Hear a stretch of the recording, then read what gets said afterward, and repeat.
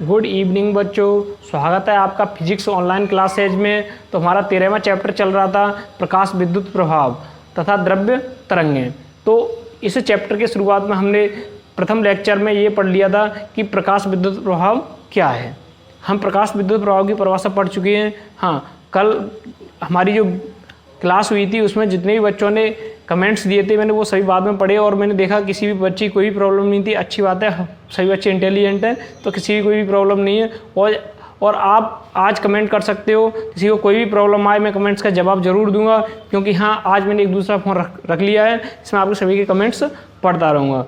तो चलो शुरू करते हैं अपनी क्लास। तो हमारा टॉपिक क्या हो गया है, प्रकाश विद्युत प्रभाव, जिसके बारे में आप अच्छे से जान चुके हो। और आज का टॉपिक क्या है, प्रकाश विद्युत प्रभाव के परिणाम तथा उनकी व्याख्या। तो ये जो परिणाम प्राप्त किए हैं वो प्रैक्टिकल द्वारा प्राप्त किए हैं। किसके द्वारा? प्रैक्टिकल द्वारा। तो हम कहाँ प्राप्त करेंगे? प्रयोगशाला में।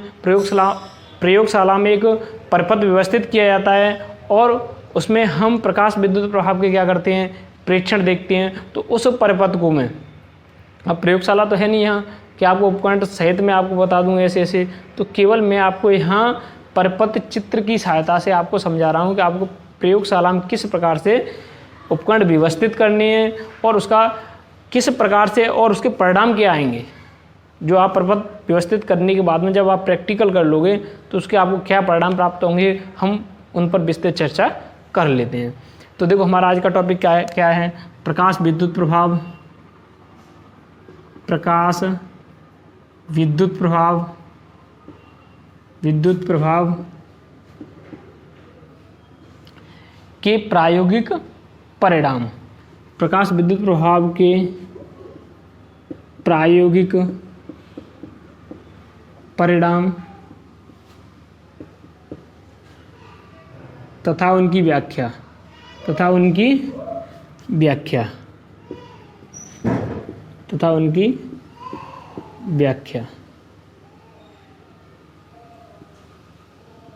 अब देखो, हम यदि हमारे पास यहाँ प्रयोगशाला होती तो उपकरणों को व्यवस्थित करके देख लेते, लेकिन यहाँ हम क्या बनाएंगे, केवल परिपथ चित्र बोर्ड पर बना करके समझेंगे कि किस प्रकार से हमें उपकरणों को व्यवस्थित करना है और किस प्रकार से हमें प्रैक्टिकल करना है। तो देखो हम परिपथ आरेख बना लेते हैं, जिसमें सबसे पहले हम लेते हैं एक कांच की निर्वात नलिका। क्या लेंगे? कांच की निर्वात नलिका। तो ले लो, यहाँ पर व्यवस्थित कर लेते हैं। हमने क्या ले लिया, एक कांच की निर्वात नलिका।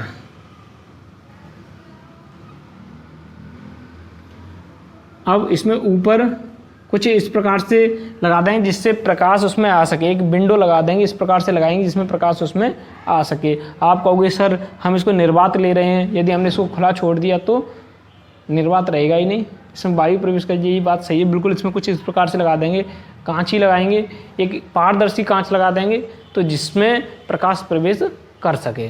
तो हम इसको इस प्रकार से करेंगे, यहाँ से प्रकाश प्रवेश कर सके। और अब इसके अंदर दो प्लेट व्यवस्थित करेंगे, धातु की क्या करेंगे, व्यवस्थित प्लेट। और प्लेटों का चयन इस आधार पर करेंगे कि जो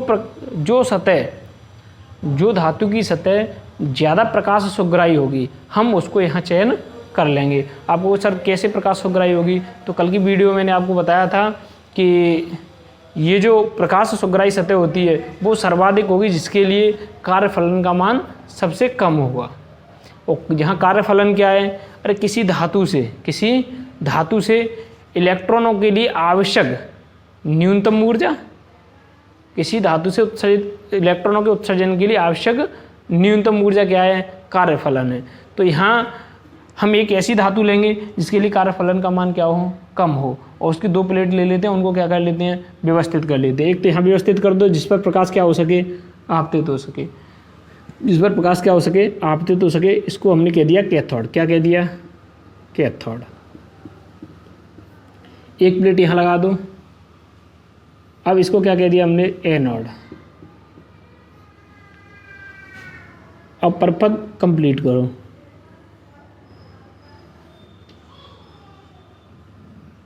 एक तो हो गया कैथोड, एक हो गया एनोड। अब एक पॉइंट यहाँ छोड़ दो, एक पॉइंट यहाँ हम लगाएंगे दिक् परिवर्तक। क्या लगाएंगे, दिक् परिवर्तक। तो किसी बच्चे को पता है कि दिक् परिवर्तक क्या करता है, बताओ बच्चों। तो यहाँ दिक् परिवर्तक लगाएंगे। दिक् परिवर्तक क्या है कि धारा की दिशा में परिवर्तन करता है। दिक् परिवर्तक क्या करता है, धारा की दिशा में परिवर्तन। तो सर्किट को कंप्लीट कर लो। अब इसके बाद में हम लगाएंगे, पता है, एमीटर और वोल्टमीटर। क्या लगाएंगे, एमीटर और वोल्टमीटर। और एमीटर वोल्टमीटर लगाने से पहले हमें दो बातें पता होनी चाहिए कि एमीटर तो सदैव श्रेणी क्रम में लगता है और वोल्टमीटर सदैव समांतर क्रम में लगता है। लगता है कि नहीं? अगर आपको ये नहीं पता है तो आप लैब में धुआं निकाल के छोड़ोगे। नहीं है बात समझ में? तो कुल मिला के आप उल्टी सीधी तार जोड़ोगे तो क्या होगा, धुआं ही निकलेगा। तो यहाँ एमीटर जो लगाएंगे वो किस में लगाएंगे, श्रेणी क्रम में लगाएंगे, और वोल्टमीटर लगाएंगे वो समांतर क्रम में। तो यहाँ श्रेणी क्रम में क्या लगा दो, एमीटर लगा दो। श्रेणी क्रम में कैसे लगाते हैं, तार का एक सिरा तो एमीटर से तथा दूसरा सिरा भी उस एमीटर से जुड़ जाए, एक ही तार का। तो ये तार है बीच में से कट, इसमें क्या लगा दिया हमने, एमीटर लगा दिया। एमीटर कौन सा, माइक्रो एमीटर। माइक्रो एमीटर हमने इसीलिए लगाया है क्योंकि प्रकाश विद्युत धारा प्राप्त होगी हमें। प्रकाश की धारा क्या उत्पन्न होगी, विद्युत धारा, जिसका मान बहुत कम होगा। तो यहाँ हम क्या यूज करेंगे, माइक्रो एमीटर। अब इसको परपथ को कंप्लीट करो। हाँ, हमारा वोल्टमीटर रह गया, तो वोल्टमीटर को किस में लगाओगे आप, समांतर क्रम में। जरूरी नहीं है आपको सर आपने यहीं क्यों लगाया है, आप यहाँ भी लगा सकते हो। परपथ में श्रेणी क्रम में लगाना है, कहीं भी लगा लो। एमीटर किस में लगाना है, श्रेणी क्रम में कहीं भी लगा लो। इसको उठा के आप यहाँ लगा लो। वोल्टमीटर भी आप यहीं लगा सकते हो। मैं लगा देता हूँ यहाँ नीचे। तो यहाँ क्या लगा दो आप, वोल्टमीटर। क्या लगा दो, देखो समांतर क्रम हो गया कि नहीं। एक तो ये तार ले लिया, एक ये तार ले लिया। वोल्टमीटर दोनों तारों में इस प्रकार से हमने लगा दिया। तो यहाँ क्या लगा दो, वोल्टमीटर। ये कौन सा क्रम हो गया, समांतर क्रम। यहाँ तक समझ में आ गया कि नहीं। अब इसको दिक् परिवर्तक को भी लगा लो, इसको इससे जोड़ दो और इसको। अब ये तार बीच में आ रहा है, तो हम जब परपथ आरेख बनाते हैं तो उसमें यदि तार ओवरलैपिंग करते हैं तो एक तार को उसके ऊपर से होकर गुजारा जाता है। तो हम इसको कैसे गुजारेंगे, ऐसे करके ऊपर से गुजार देंगे। समझ में आ गया कि नहीं। अब देखो, वोल्टमीटर समांतर क्रम में लग गया, एमीटर श्रेणी क्रम में लग गया। अब हम लगाएंगे धारा नियंत्रक। क्या लगाएंगे, धारा नियंत्रक, रियोस्टेट लगाएंगे। तो धारा नियंत्रक का चिन्ह क्या होता है, यहाँ केवल हमें चिन्ह प्रदर्शित करनी है कि ऐसे धारा नियंत्रक होता है। ये वोल्टमीटर का चिन्ह हो गया, वो एमीटर का हो गया। तो हम यहाँ क्या लगा देंगे, धारा नियंत्रक। क्या लगा देंगे बच्चों, धारा नियंत्रक। हमने धारा नियंत्रक लगा दिया। अब बचा क्या, अरे बैटरी रह गई, बैटरी और लगा लो, परपथ कंप्लीट हो जाएगा। एक स्विच और है, स्विच भी लगाना है, अन्यथा परपथ हमेशा चालू रहेगा, सेल वीक हो जाएंगे। तो यहाँ स्विच भी लगाएंगे और क्या लगाएंगे, बैटरी लगाएंगे। अब देखो, बैटरी के लिए बच्चे आप कभी कभार कन्फ्यूजन हो जाते हैं कि धनात्मक पार्ट कौन सा है, ऋणात्मक पार्ट कौन सा है। तो एक बड़ा डंडा तो कौन सा हो गया, धनात्मक, प्लस हो गया छोटा डंडा ऋणावेश। इस प्रकार से एक स्विच लगा कर इसको कंप्लीट कर दो, ऑन कर दो। ऑन कर दिया हमने। अब देखो, यहाँ हमने एक बैटरी लगा दी और स्विच लगा दिया। ये हमारा परपथ तैयार है। परपथ समझ में आ गया कि नहीं, कमेंट्स देख लेता हूँ बच्चों के।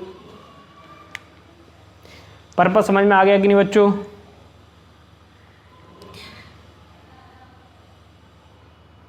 हाँ, जितेंद्र सिंह, परपथ को दोबारा से समझाना है, ठीक है। एक बार मैं और समझा देता हूँ। जितेंद्र सिंह का कहना है, तो देखो एक बार और देख लो इसको।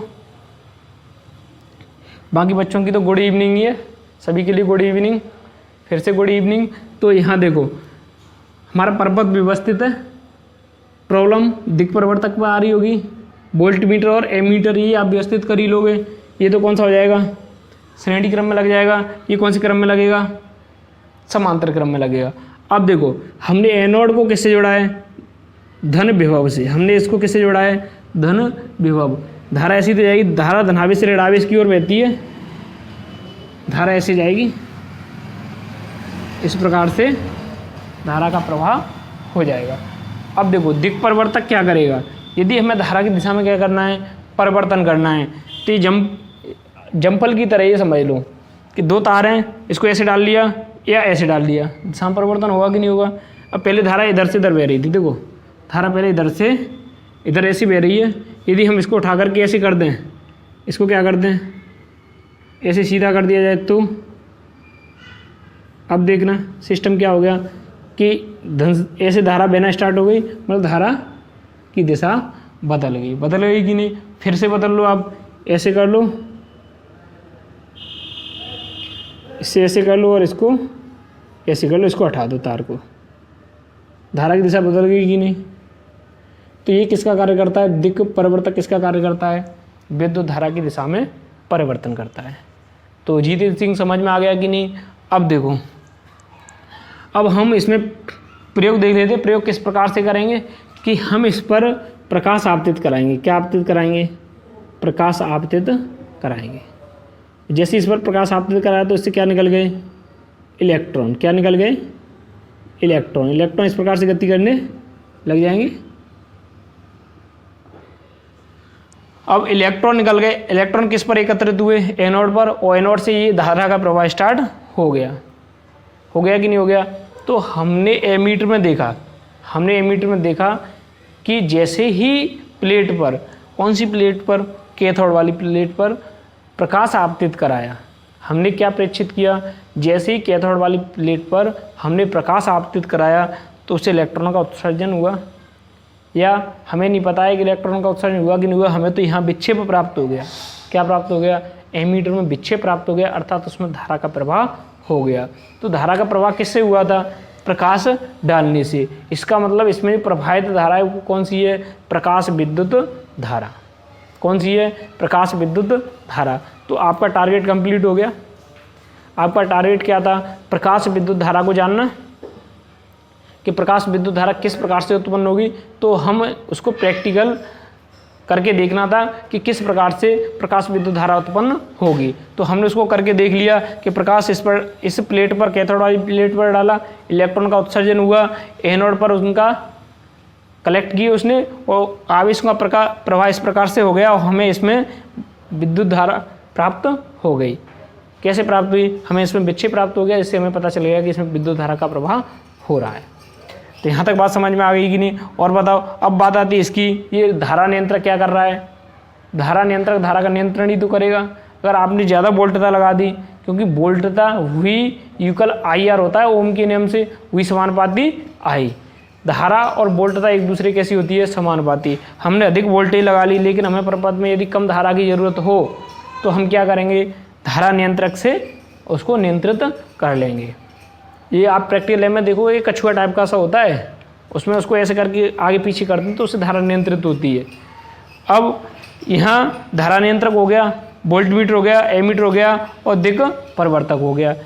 चारों पॉइंट समझ में आ गए कि नहीं। धारा नियंत्रक तो क्या करेगा, धारा को नियंत्रित करेगा। वोल्टमीटर समांतर क्रम में लगेगा, ये वोल्टता को मापेगा, कितनी वोल्टता प्राप्त हो रही है। ये वोल्टमीटर हमारे यहाँ काम आएगा कि आपने एक और सेल बढ़ा दिया तो वोल्टता बढ़ गई, एक और सेल लगा दिया वोल्टता और बढ़ गई, तो उस वोल्टता को इससे हम माप लेंगे। और धारा को हम किससे माप लेंगे, माइक्रो एमीटर की सहायता से। परपथ चित्र समझ में आ गया कि नहीं। अब इस परपथ चित्र का निष्कर्ष क्या निकला, इस परपथ चित्र का निष्कर्ष ये निकला कि इस धातु की प्लेट पर प्रकाश डालने पर इलेक्ट्रॉनों का उत्सर्जन हो रहा है और जिससे हमें प्रकाश विद्युत धारा प्राप्त हो रही है।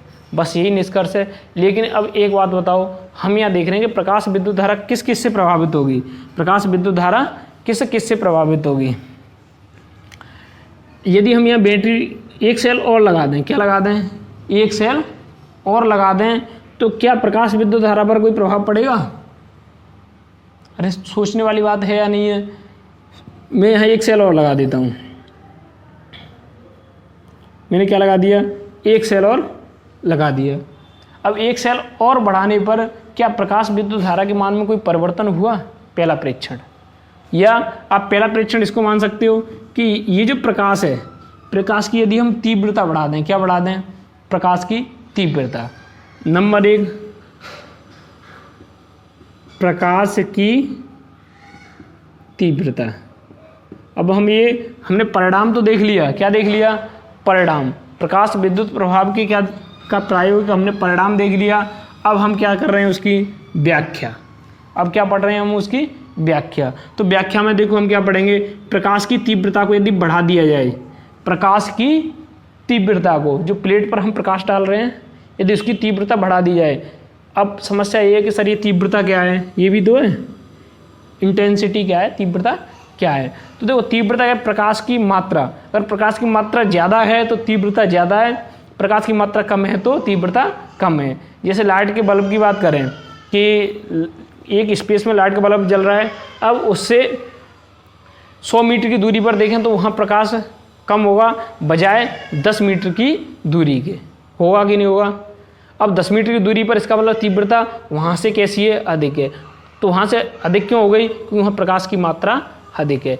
एक बल्ब के जस्ट पास में आप 1 मीटर की दूरी ले लो, एक 10 मीटर की दूरी ले लो, एक तो कितनी दूरी ले लो, 1 मीटर, एक कितनी ले लो, 10 मीटर। तो 1 मीटर की दूरी पर प्रकाश अधिक होगा और 10 मीटर की दूरी पर कम होगा। इसका मतलब तीव्रता कहाँ ज़्यादा है, 1 मीटर दूरी पर, तो वहाँ प्रकाश की मात्रा ज़्यादा है, इसलिए तीव्रता ज़्यादा है। तो जहाँ तीव्रता शब्द है तो वहाँ आप अर्थ कैसे निकालोगे, प्रकाश की मात्रा से। तो यहाँ यदि प्रकाश की मात्रा बढ़ा दी जाए, प्रकाश की तीव्रता बढ़ा दी जाए, तो प्रकाश विद्युत धारा पर क्या प्रभाव पड़ेगा।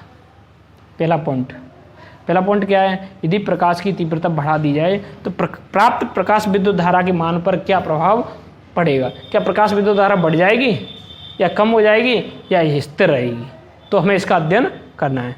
नंबर 2, इसमें एक सेल मैंने अभी बढ़ाया है, इसमें क्या बढ़ा दिया मैंने, एक सेल बढ़ा दिया। तो सेल बढ़ाने पर विभव का मान बढ़ गया।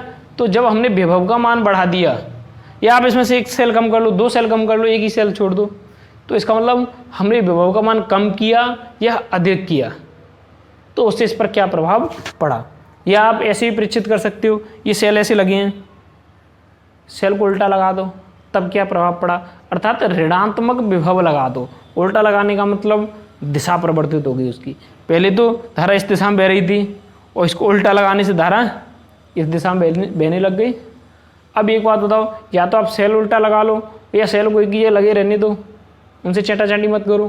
क्या करना है, दिक् परिवर्तक है आपके पास, तार को ऐसे उठाओ, ऐसे रख दो, ऐसे लगे हुए ऐसे उठा के ऐसे रख दो। कुल मिला के हमें जम्फर डालना है, ऐसे डालना है, ऐसे उठा के तारों को बदल के ऐसे डालना है, तो धारा की दिशा में परिवर्तन हो जाएगा। सेल उल्टे का मतलब क्या हो जाएगा, इसको ऐसे बदलने का मतलब धारा की दिशा ही तो बदल जाएगी इस प्रपथ में। तो हम क्या करेंगे, दिक् परिवर्तक की सहायता से उस काम को कर लेंगे। तो आपको सेल को उल्टा करने की जरूरत नहीं है। तो अब यदि हम इसको, धारा कहाँ से आ रही है, धन सिरे से ऋण सिरे की ओर ऐसी तो जा रही है, इसको कह रहे हैं हम धन विभव पर। किस विभव पर है, एनोड धन विभव पर है। एनोड किससे जुड़ा हुआ है, धनात्मक सिरे से, तो एनोड धन विभव पर है और कैथोड ऋण विभव पर है। तो विभव में परिवर्तन हम कितने प्रकार से कर सकते हैं, एक तो सेल बढ़ा दो, मतलब वोल्टता बढ़ा दो, एक वोल्टता कम कर दो, एक वोल्टता को उल्टी कर दो, उत्क्रम लगा दो, या ऋणात्मक वोल्टता आरोपित कर दो। इस प्रकार से हम विभव में परिवर्तन कर सकते हैं। तो दूसरी बात क्या है, प्रकाश की तीव्रता का प्रभाव, विभव का प्रभाव, और तीसरा पॉइंट क्या है, प्रकाश की तीव्रता हो गई। यदि प्रकाश की आवृत्ति को परिवर्तित किया जाए, प्रकाश की आवृत्ति को परिवर्तित किया जाए तो प्राप्त प्रकाश विद्युत धारा पर क्या प्रभाव पड़ेगा। यदि प्रकाश की आवृत्ति को क्या कर दिया जाए, परिवर्तित कर दिया जाए, तब प्रकाश विद्युत धारा पर क्या प्रभाव पड़ेगा, हम तीसरे पॉइंट में इसका अध्ययन करेंगे। तो तीसरा पॉइंट क्या है, प्रकाश की आवृत्ति। प्रकाश की आवृत्ति, एक तो विभव का प्रभाव,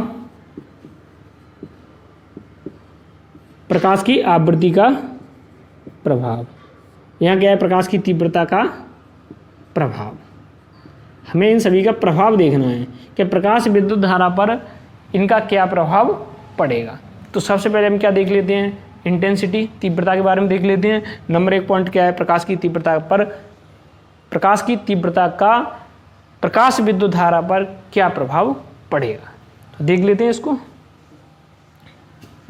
तो हमारा पहला पॉइंट क्या है, देखो तीव्रता का मतलब क्या है, प्रकाश की तीव्रता का मतलब प्रकाश की मात्रा अधिक, जहाँ प्रकाश की मात्रा अधिक है वहाँ प्रकाश की तीव्रता अधिक है। अब देखो, जैसे ही हमने प्रकाश की तीव्रता बढ़ाई तो हमने प्रैक्टिकल किया था, हमने क्या किया था, प्रैक्टिकल किया था, और प्रयोग से हमने ये प्रेक्षित किया, हमने ये देखा कि जैसे ही हम प्रकाश की तीव्रता को बढ़ाते हैं तो तो उत्सर्जित इलेक्ट्रॉनों की संख्या में वृद्धि होती है। प्रति सेकंड उत्सर्जित इलेक्ट्रॉनों की संख्या में वृद्धि होती है। इसका प्रभाव क्या है? प्रति सेकंड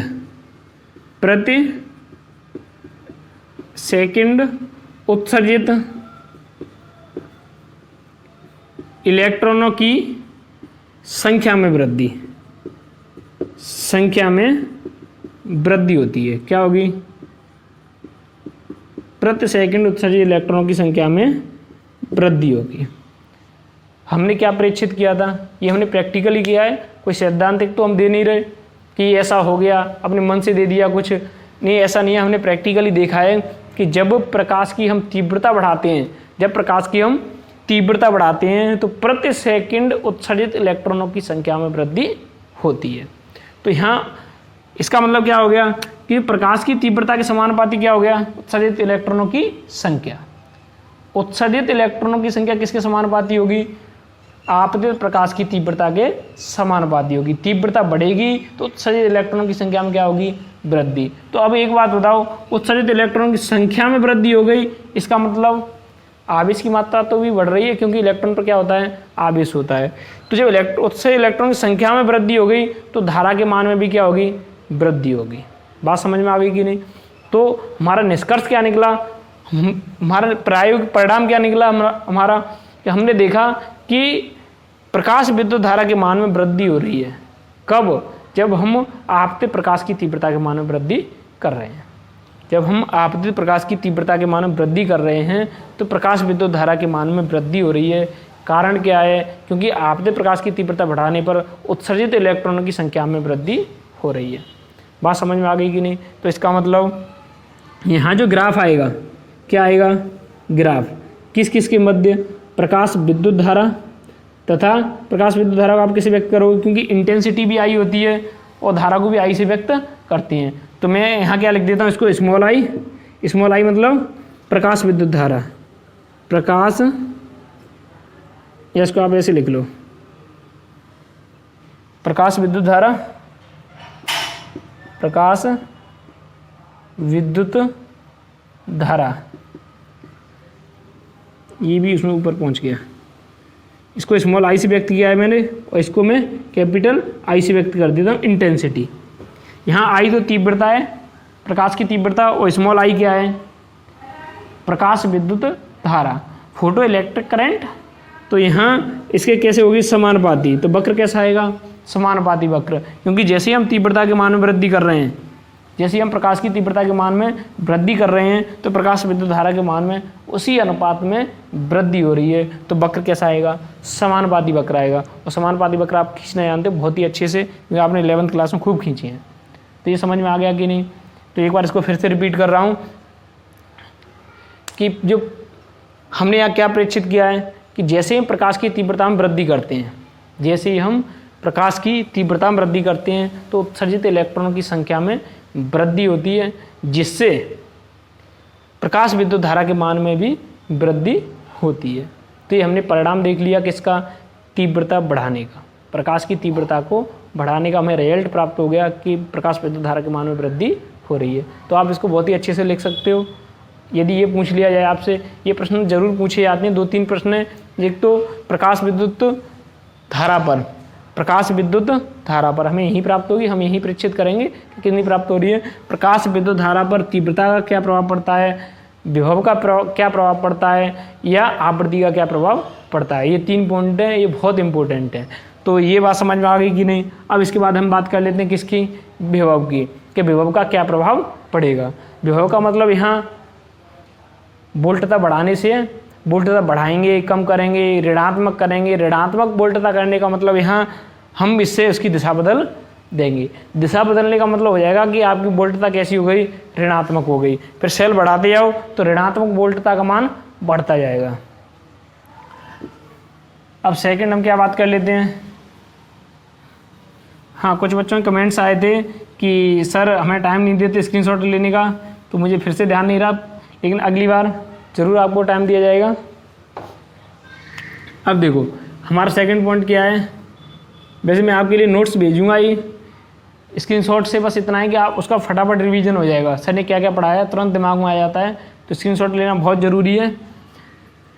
सेकंड पॉइंट हमारा क्या है, प्रकाश विद्युत धारा पर विभव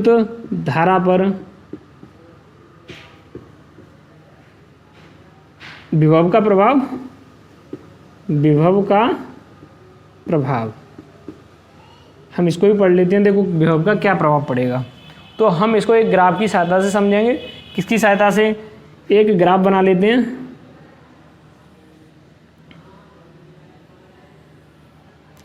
एक्स अक्ष पर आप क्या लोगे, माना कि वोल्टता ले लेते हैं। क्या ले लेते हैं, वोल्टता। तो यहाँ तो क्या ले ली हमने, वोल्टता ले ली। यहाँ क्या ले ली, आई। और आई जहाँ क्या है, प्रकाश विद्युत धारा। प्रकाश आप आई से व्यक्त कर लो, यहाँ आप लिख लेना हिंदी में, प्रकाश विद्युत धारा आई। इस अक्ष पर तो प्रकाश विद्युत धारा ली है और इस अक्ष पर वोल्टता ले ली।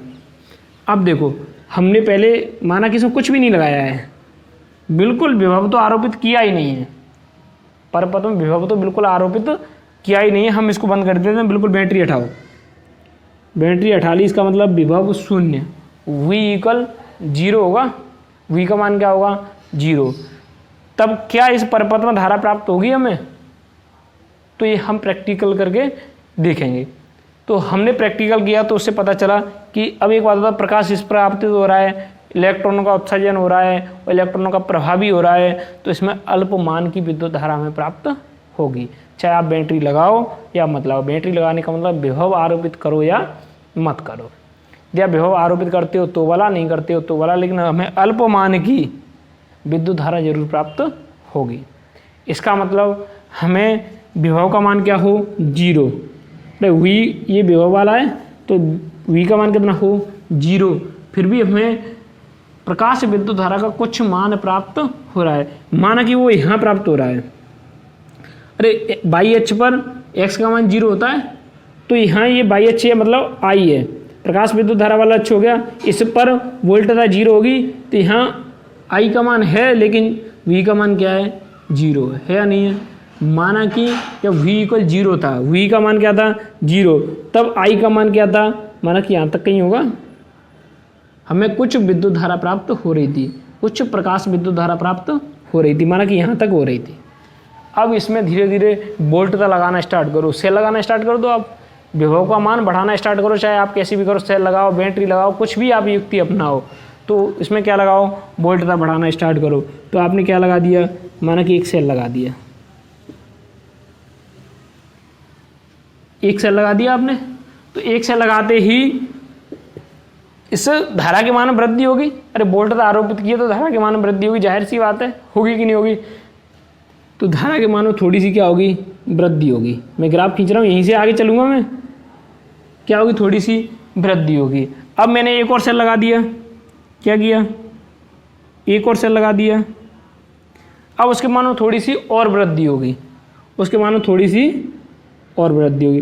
लेकिन ये जो मैं परीक्षण कर रहा हूँ वो किसको नियत रखते हुए कर रहा हूँ मैं, हम पढ़ क्या रहे हैं, विभव का प्रभाव, केवल विभव का प्रभाव पढ़ रहे हैं। तो हम कब प्रेक्षित कर पाएंगे ढंग से, जब उसकी प्रकाश की तीव्रता को और किसको, प्रकाश की तीव्रता को और आवृत्ति को नियत रखेंगे। क्या रखेंगे, तीव्रता को और आवृत्ति को। तो ध्यान रखना, ये हम जब प्रैक्टिकल करेंगे, जब विभव के प्रभाव के बारे में जानेंगे कि प्रकाश विद्युत धारा पर विभव का क्या प्रभाव पड़ता है, तब हम किस किस को नियत रखेंगे, आवृत्ति और तीव्रता को नियत रखेंगे।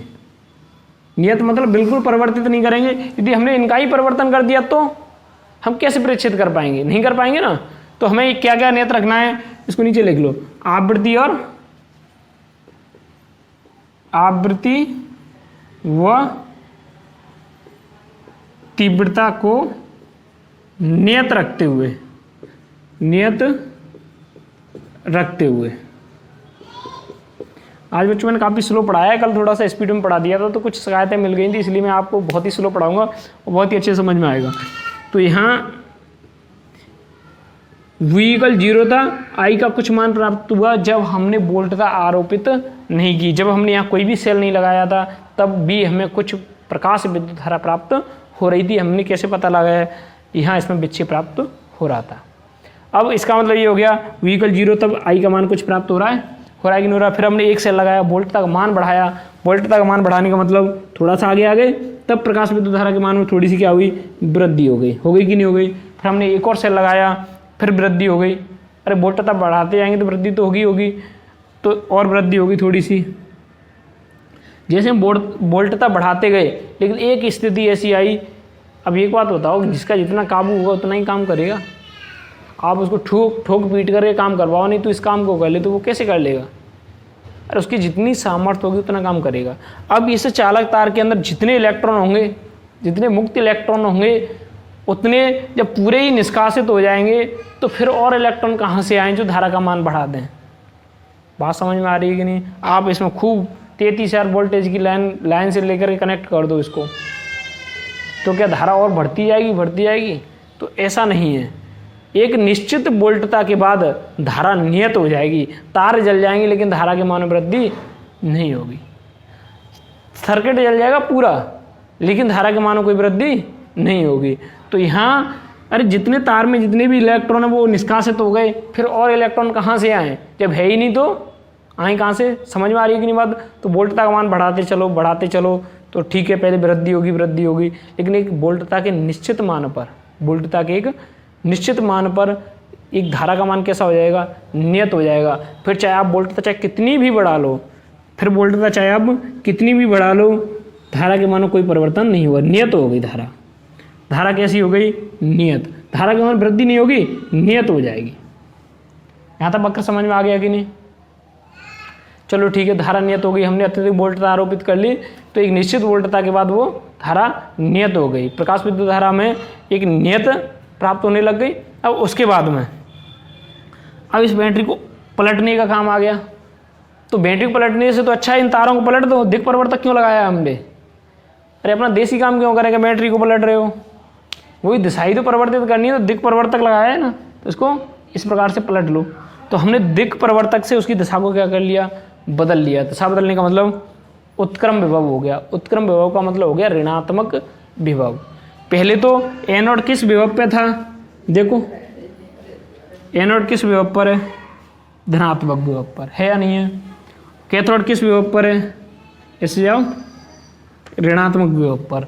अब हमने दिक् परिवर्तक से, मैंने क्या किया? दिक् परिवर्तक से इसको ऐसे चेंज कर दिया। अब दिशा बदल गई कि नहीं बदल गई? तो यहाँ हम जो वोल्टता आरोपित करेंगे, वोल्टता के मान में तो वृद्धि हो रही है, लेकिन कैसी वृद्धि हो रही है? दिशा तो विपरीत है पहले की, तो हम ऋणात्मक कह सकते हैं। तो ऋणात्मक विभव के मान में क्या होगा? परिवर्तन होगा। तो पहले एक सेल लगाओ, क्या करेंगे? अरे ऋणात्मक विभव पहले कम रखो, फिर ऋणात्मक विभव के मान में वृद्धि करते जाओ। जैसे हमने पहले एक सेल लगाया था, फिर 2 सेल, फिर 3 सेल। पहले धनात्मक विभव में वृद्धि की, अब हम वृद्धि कर रहे हैं ऋणात्मक विभव में।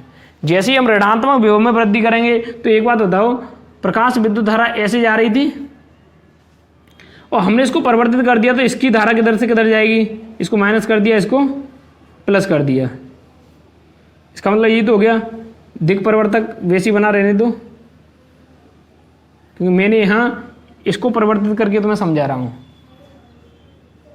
माइनस यहाँ ये प्लस का हो जाएगा और ये माइनस का। मैं इसको परिवर्तित करके समझा रहा हूँ, आपको केवल दिक् परिवर्तक से ही दिशा परिवर्तन करना है, इससे अच्छी तरह समझ में आ जाएगा। अब ये प्लस हो गया, धारा किधर से बहेगी? धारा इधर से बहने लग गई। अब देखो, आपने जो बाह्य विभव लगाया है, जो बैटरी लगाई है, उससे धारा तो ये जा रही है, और प्रकाश विद्युत धारा इधर से जा रही है। अब एक बात बताओ, प्रकाश विद्युत धारा और ये आपने बैटरी लगाई है, उसकी धारा ऐसे जाके बढ़ेंगी कि नहीं बढ़ेंगी? इसका मतलब क्या हो गया?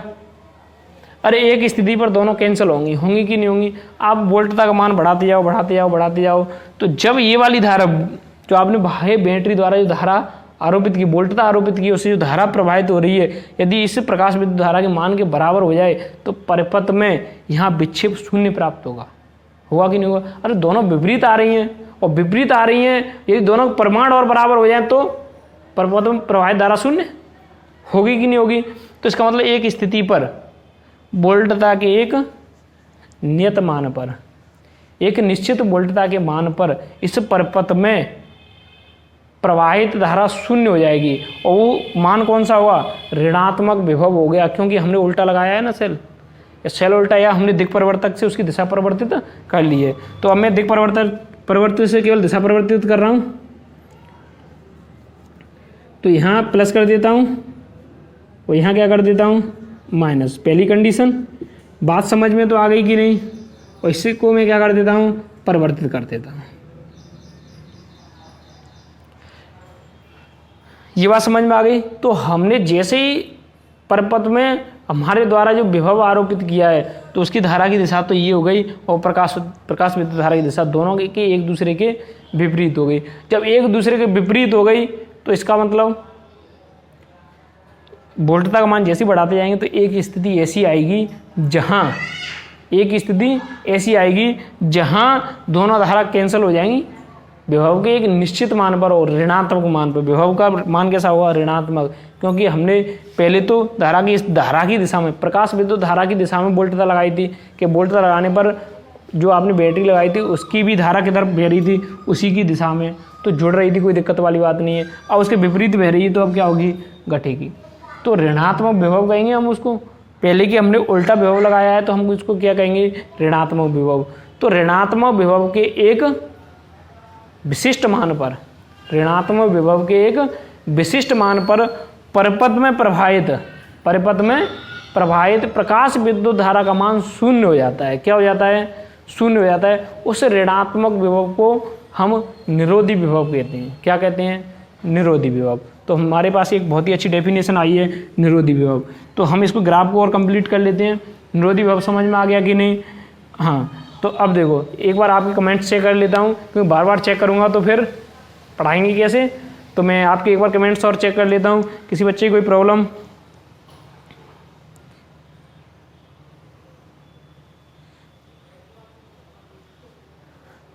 हाँ, अंकित रावत सर निरोधी विभव। हाँ, तो मैं निरोधी विभव को अभी दोबारा बताऊंगा, ठीक है। तो आपके और बाकी सभी की तो हाय बाय है, गुड इवनिंग, गुड मॉर्निंग, यही सब चलते रहते हैं आपके।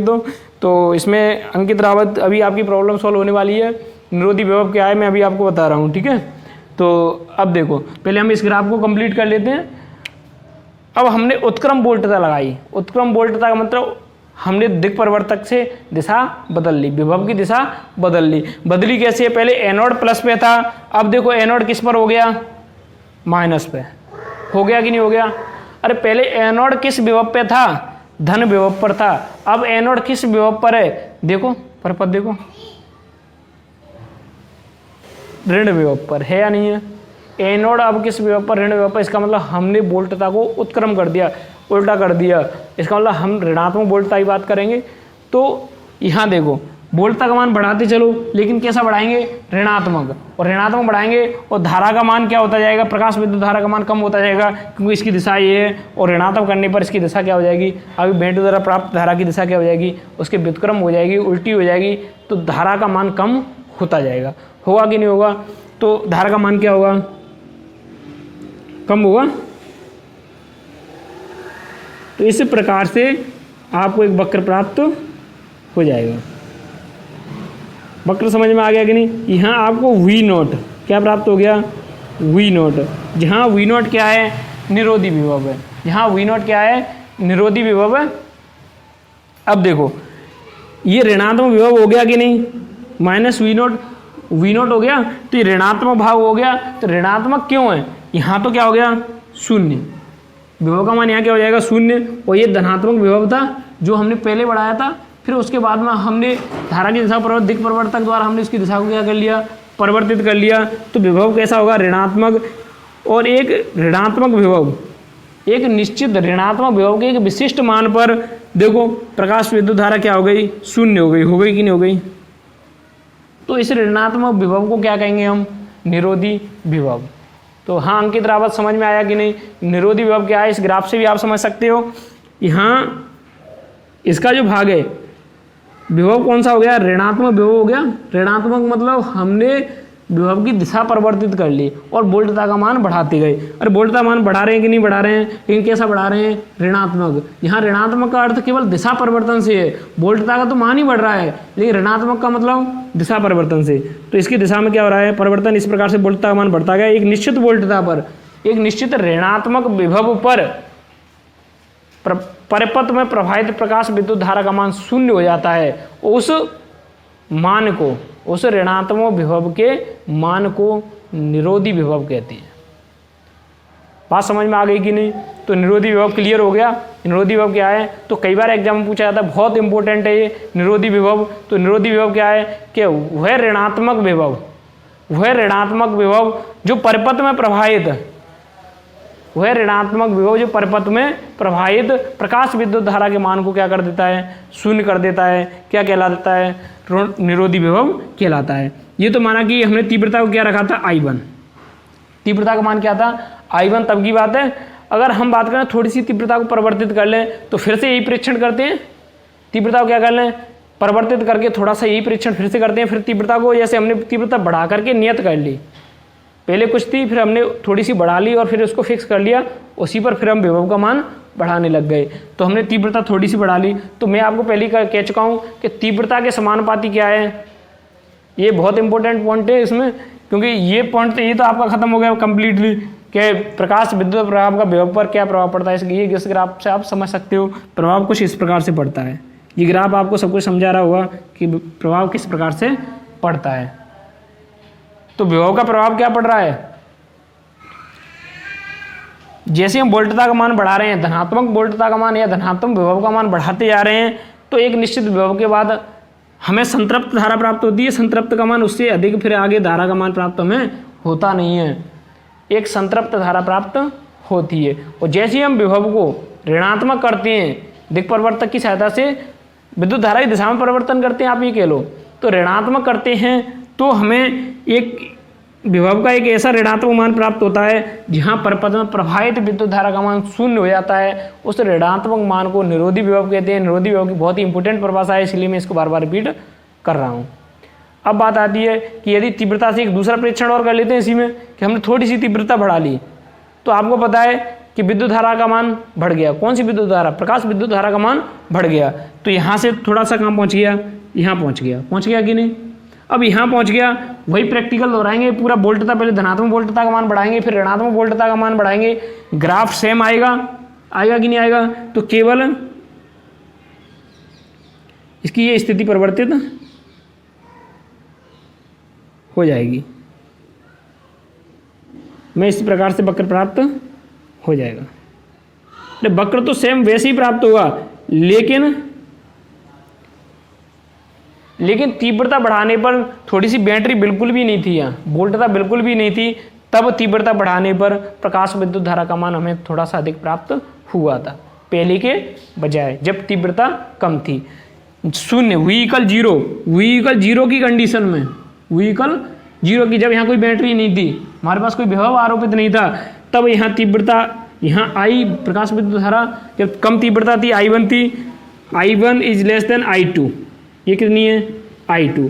I1 का मान I2 से कैसा होगा, कम होगा, तब हमें जो प्रकाश विद्युत धारा है वो कम प्राप्त होगी।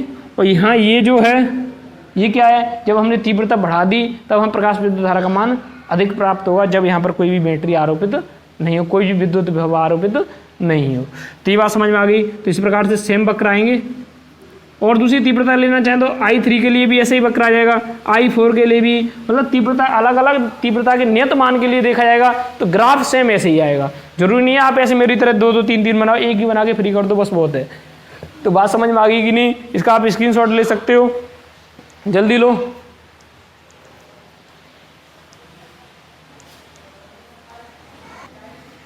एक स्क्रीनशॉट ले लिया तो देखो, हम इसमें एक चीज़ और देख सकते हैं कि जैसे एक और इम्पोर्टेंट पॉइंट है नंबर 2 कि इसमें इलेक्ट्रॉन का प्रभाव हो रहा था। पहले क्या हो रहा था, इलेक्ट्रॉन का प्रभाव हो रहा था, कब, जब हमने इसको उत्क्रम विभव आरोपित नहीं किया था, या हम ये कह सकते हैं ऋणात्मक विभव आरोपित नहीं किया था। जब इलेक्ट्रॉन की कुछ गतिज ऊर्जा होगी, और इलेक्ट्रॉन की गतिज ऊर्जा क्या होती है, अरे K मैक्सिमम, के मैक्सिमम में इसलिए लगा रहा हूँ कि उसमें कुछ इलेक्ट्रॉनों की गतिज ऊर्जा अलग अलग होती है, किसी इलेक्ट्रॉन की गतिज ऊर्जा अधिक, किसी की कम होती है। तो माना कि इसमें कोई ऐसा इलेक्ट्रॉन होगा इसकी अधिकतम गतिज ऊर्जा होगी। अब एक बात बताओ, निरोधी विभव पर, कब निरोधी विभव पर परपथ में प्रवाहित धारा शून्य हो गई, और धारा शून्य तब होगी जब उसमें सभी इलेक्ट्रॉनों की गतिज ऊर्जा क्या हो जाएगी, शून्य हो जाएगी। होगी कि नहीं होगी? अरे ये कुछ इलेक्ट्रॉन तो इस दिशा में बहेंगे, कुछ इलेक्ट्रॉन इस दिशा में बह रहे हैं, कुछ इलेक्ट्रॉन इस दिशा में। जब दोनों तरफ के इलेक्ट्रॉनों की गतिज ऊर्जा समान हो जाएगी तब इलेक्ट्रॉनों शून्य होंगे उसमें। हालांकि वो अपनी हिसाब से गति करेंगे, लेकिन एक दिशीय गति नहीं करेंगे कि एक दिशा में गति करें जिससे धारा का प्रभाव हो। अनियमित रूप से गति करेंगे वो, जैसे किसी चालक में निरपेक्ष रूप से वो गति करते रहते हैं। मुक्त इलेक्ट्रॉन चालक में निरपेक्ष रूप से गति करते रहते हैं, तो उस तरीके से गति करेंगे, न कि किसी एक पर्टिकुलर दिशा में।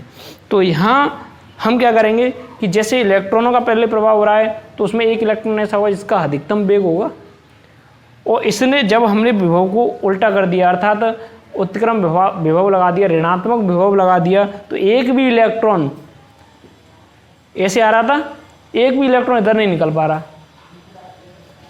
इसका मतलब हमने जो विभव लगाया है उसने इतना काम किया है कि एक भी इलेक्ट्रॉन को इधर नहीं आने दिया, तो उसने जो कार्य किया है जो उस इलेक्ट्रॉन की गतिज ऊर्जा के बराबर इसने कार्य कर दिया।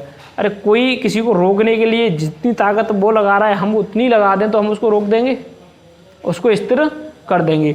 तो इस ऋणात्मक विभव ने, इस निरोधी विभव ने, किसने, इस निरोधी विभव ने उस इलेक्ट्रॉन पर इतना कार्य कर दिया कि जितनी तेरी गति ऊर्जा है उतना मैं भी तुझ पर कार्य कर सकता हूँ, जिससे तुझे रोक सकता हूँ। इसका मतलब यदि हम इलेक्ट्रॉन की गतिज ऊर्जा निकाल लें, इलेक्ट्रॉन की अधिकतम गतिज ऊर्जा, ये नहीं कि आप वैसे ही किसी इलेक्ट्रॉन की ले लो, तो फिर जिसकी अधिकतम गतिज ऊर्जा होगी वो तो निकल ही जाएगा। तो किसी इलेक्ट्रॉन की अधिकतम गतिज ऊर्जा ले लें तो वो किसका मापक हो जाएगा, निरोधी विभव का। होगा कि नहीं होगा? यदि हमारे पास किसी इलेक्ट्रॉन की अधिकतम गतिज ऊर्जा दी है तो हम डेफिनेटली कह सकते हैं कि उसको रोकने के लिए निरोधी विभव ने ही उतना ही कार्य किया होगा। तो वही इलेक्ट्रॉन की अधिकतम गतिज ऊर्जा निरोधी विभव का मान है। समझ में आ गई बात? तो वही के मैक्सिमम क्या होगी, 1/2 mv², 1/2 mv² मैक्सिमम, जिसका वेग कैसा हो, अधिकतम होगा। तो यही क्या है, किसी इलेक्ट्रॉन की अधिकतम गतिज ऊर्जा ही निरोधी विभव का मान है। तो हम एक इलेक्ट्रॉन की यदि अधिकतम गतिज ऊर्जा ज्ञात कर लेंगे तो हमने ज्ञात कर लिया निरोधी विभव का मान। यदि आपके पास निरोधी विभव का मान है तो आप ज्ञात कर लोगे उसमें प्रभावित होने वाले सभी इलेक्ट्रॉनों में उस इलेक्ट्रॉन की गतिज ऊर्जा जिसका वेग अधिकतम है। बात समझ में आ गई कि नहीं? अरे वेग अधिकतम होगा, उसको कौन रोक पाएगा?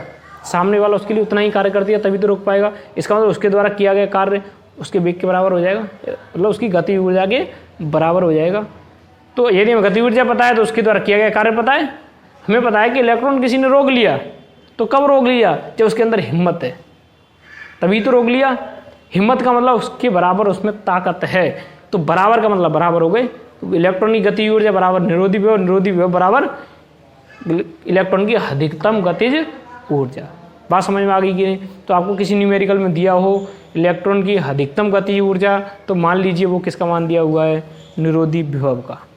यदि आपको निरोधी विभव का मान दिया हुआ है तो आप डेफिनेटली समझ लो कि हम इसका उपयोग इलेक्ट्रॉन की अधिकतम गतिज ऊर्जा में भी कर सकते हैं। बात समझ में आ गई कि नहीं? तो ये भी पॉइंट बहुत ही अच्छा है। इक्वल क्या हो जाएगा, इलेक्ट्रॉन वोल्ट। वोल्ट मतलब यहाँ V0 हो जाएगा, eV0। यहाँ ये क्या हो जाएगा, निरोधी विभव। आपको सर ये विभव कैसी है, कार्य है। ये क्या है, इलेक्ट्रॉन वोल्ट क्या है, कार्य। तो कार्य कैसे है, आप तीसरे चैप्टर में पढ़ोगे कि V इक्वल क्या होता है, W/Q। अब यहाँ मैं आपको समझाऊंगा तो समझ में नहीं आया क्योंकि मैंने आपको तीसरा चैप्टर पढ़ाया नहीं है। तो आप केवल इसको इतना ही समझ लो, V इक्वल क्या होता है, W/Q। यहाँ से W निकालेंगे तो QV आ जाएगा, W निकालेंगे तो क्या आ जाएगा, दिख रहा है कि नहीं, W इक्वल क्या आ जाएगा, QV इक्वल Q। यहाँ क्या है, इलेक्ट्रॉन, तो V आ गया। यहाँ विभव निरोधी विभव है, इसको हमने V0 से व्यक्त किया है तो यहाँ क्या लगा दो, V0। तो eV0 क्या आ गया, कार्य आ गया। तो ये इसका क्या हो गया कार्य W। तो विभव ने इतना ही तो उल्टा कार्य किया, इसे इलेक्ट्रॉन को रोक लिया। बात समझ में आ गई कि नहीं? तो हम यहाँ K maximum equal 1/2 mv square maximum equal E V not जहाँ क्या है नोदी विभव। तो एक बार फिर से स्क्रीनशॉट ले सकते हो। तो इसके साथ हम आज अपनी क्लास समाप्त करते हैं और नेक्स्ट टॉपिक में हम बात करेंगे प्रकाश विद्युत धारा पर आवृत्ति का प्रभाव। तो अगले लेक्चर में हम इसकी चर्चा करेंगे। गुड बाय बच्चों।